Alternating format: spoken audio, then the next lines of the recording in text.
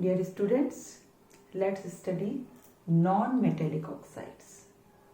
Non-metallic oxide, as the name says, are oxides of non-metals. And just the way we find out that metals and non-metals are mostly opposite by nature, same is about their oxides as well. Metallic oxides are basic by nature and non-metallic oxides are acidic by nature.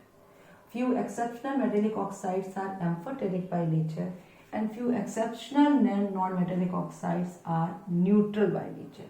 Children, just basic and acidic are opposite to each other.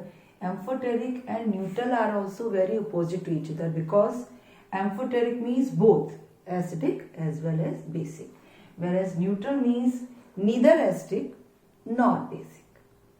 So acidic oxides or the non-metallic oxides are formed by heating, like carbon burns in oxygen to form carbon dioxide. Sulfur, when heated, then it combines with oxygen to form sulfur dioxide.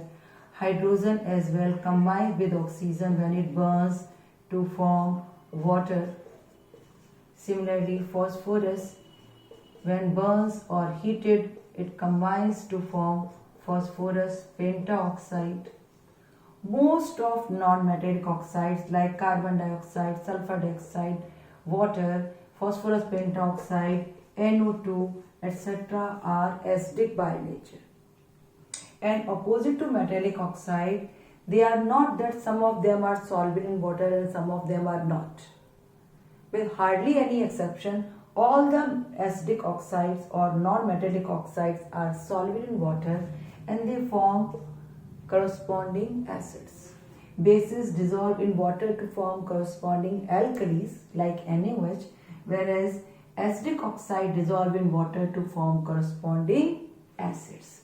Like carbon dioxide dissolves in water to form carbonic acid.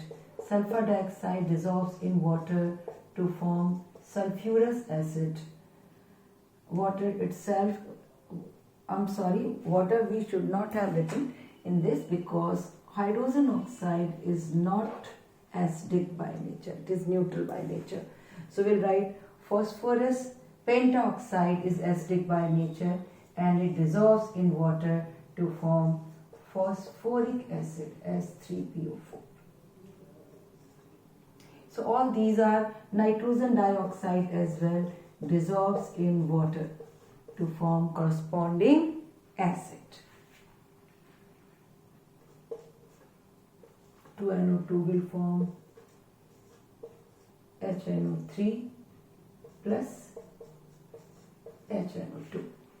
So how do we come to know if these are acidic by nature? Simply by using any indicator like litmus. A litmus shows color change in acidic solution. How it shows color change? It turns from blue to red. It means litmus turns red in acidic medium. So if we take solution of any of these non-metallic oxide in water, then it will show color change with blue litmus and will turn red. If we do the change test in dry form without solution, in that case we'll have to take moist litmus paper. Like if this is a gas jar and it is having carbon dioxide, then it will show color change with moist blue litmus paper. If we take litmus paper and make it wet or moist and then we drop the litmus into this gas jar, then litmus will change from blue to red. But if we put the dry litmus paper into carbon dioxide, then no color change will take place because litmus and other indicators show color change only in presence of water or in aqueous solution. The opposite happens in case of basic oxide solution in water like NaOH. If we take dry Na2O, then litmus won't show any color change, but if we take NaOH solution, then red litmus paper will turn blue in NaOH solution.